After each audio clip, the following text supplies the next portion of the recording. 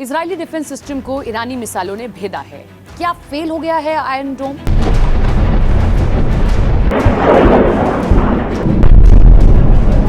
तेल अवीव में भारी तबाही देखी जा रही है।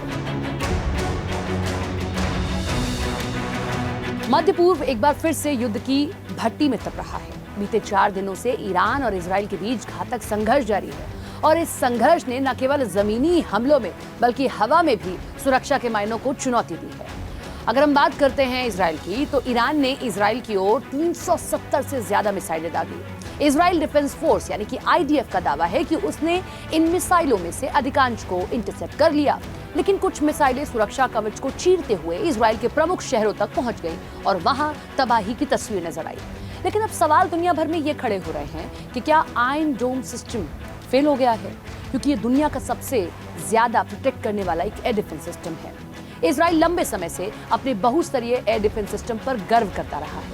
इसमें आयरन डोम कम दूरी की मिसाइलों से सुरक्षा के लिए माना जाता है।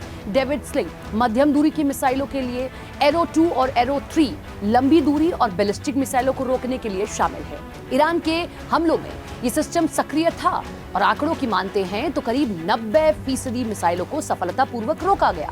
लेकिन विशेषज्ञ अब ये मानते हैं कि अगर 370 मिसाइलों में से करीब 10% भी सिस्टम को भेदने में सफल रही तो छोटे से देश इजराइल के लिए ये एक भारी नुकसान है।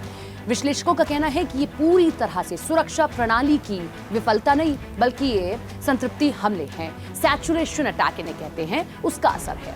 जब दुश्मन एक साथ भारी संख्या में मिसाइलें दागता है तो किसी भी एयर डिफेंस सिस्टम की इंटरसेप्टिंग क्षमता सीमित हो जाती है। सिस्टम थकने लगता है, इंटरसेप्टर मिसाइलें खत्म होने लगती हैं और कुछ हमले सफल हो जाते हैं। अब क्या आयरन डोम एरो 3 फेल हुए हैं? इजराइल लंबे समय से अपने बहुस्तरीय एयर डिफेंस सिस्टम पर गर्व करता रहा है, ये हमने इसलिए कहा।